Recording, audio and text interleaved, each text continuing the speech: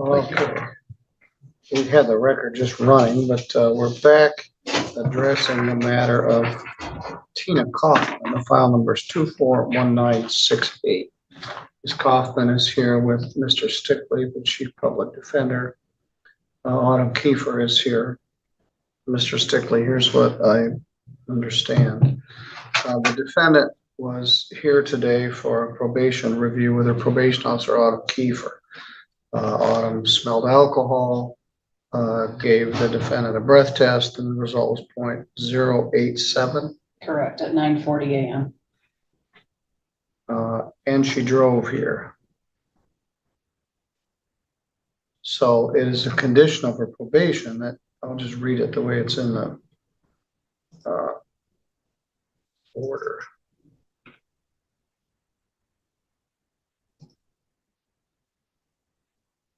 It's an old order.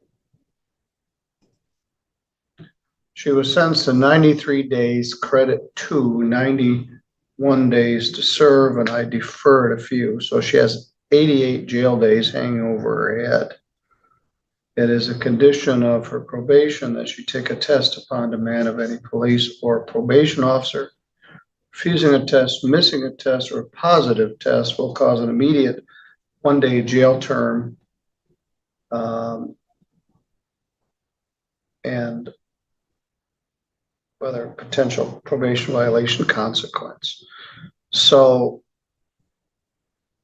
the defendant got arrested on May 26th, which resulted in this conviction, May 26th of 24. She was in a crash and her blood alcohol was 0.294. She got arrested again on August 7th for drunk driving and file number 241471 SD. Her blood alcohol at that time was 0.244. She was on bond on the earlier case when she got arrested on the second case. All right, guys, today we are watching a courtroom hearing that becomes unbelievable almost immediately. What starts as a standard probation review suddenly turns into a major problem when probation officers smell alcohol on the defendant and discover she is legally intoxicated inside the courthouse. Then comes a shocking detail that she actually drove herself there while drunk. As the judge reviews her prior DUI arrests and massive blood alcohol levels, the courtroom quickly realizes this is far beyond a simple probation violation. Prosecutor dismissed the second case. It was a freebie, and she was placed on probation on this case under the theory that she would be a great sobriety court candidate. However, she moved to Indiana, and we were unable to place her in our sobriety court program because she resides in Indiana. She was placed on a traditional probation. She got arrested for drunk driving again on June 19th in LaGrange County, Indiana, has an arraignment in LaGrange County, Indiana on June 30th. So she is a danger to the public.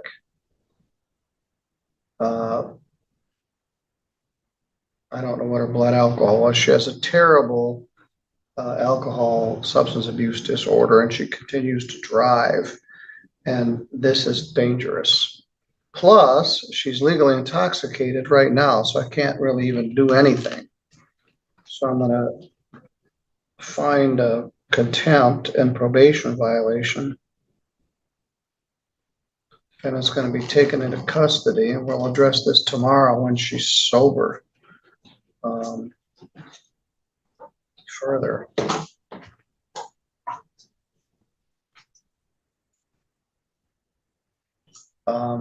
Let's see what time we got tomorrow.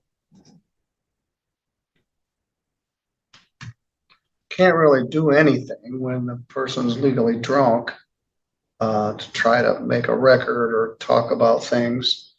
We need to wait till you're sober.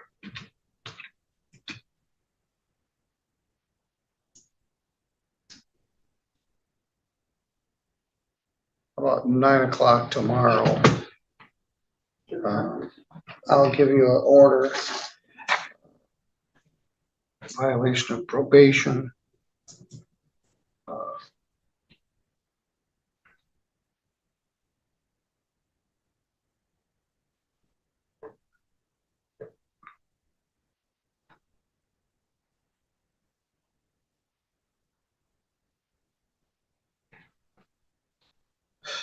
I don't want to make sure she doesn't get out before tomorrow. I'm going to order 2 days jail, credit 0. 2 days to serve further. Buckle up, guys, because this is where the judge's patience completely shifts into serious concern for public safety. The court hears about yet another drunk driving arrest while already on probation, making it clear this dangerous cycle has never stopped. The judge openly calls her a danger to the public and explains he cannot even continue proper proceedings while she remains intoxicated. Then comes the moment everybody saw coming as the judge officially orders her taken into custody and sent straight to jail. Hearing 6/25/25 at 9 a.m. Ms. Kaufman, do you have pets? I do. What do you have? I have 2 little Pomeranians. You might want to find somebody to take care of your animals. All right, you're going to jail. I'll see you tomorrow morning at 9 a.m. when you're not at .08, and we'll talk further about this. Your Honor, I'm sure there's protocols at the jail, but just to put everybody on alert, I am concerned about the possibility of some withdrawal issues in the next 24 hours. So if that can be noted or something, make sure that we keep an eye out for. All right, we'll do that. Michelle's in agreement. Also, you're going to be referred for a new criminal investigation for driving to court while intoxicated. You also were a daily marijuana user. I don't know if you've got marijuana in your system as well or not. But we can't keep going this way. You're going to kill somebody or yourself or both. So I'll talk with you tomorrow. All right, guys, now the hearing closes with one of the most chilling reality checks you will hear in a courtroom. After asking about arrangements for her dogs, the judge warns jail staff to monitor possible alcohol withdrawal symptoms and announces a new criminal investigation for driving drunk to court itself.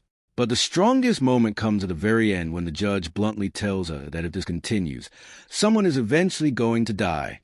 It's less of a punishment speech and more of a final warning before tragedy becomes irreversible. If you enjoyed this video, make sure to like, subscribe, and turn on notifications for more real courtroom moments. We'll see you in the next video.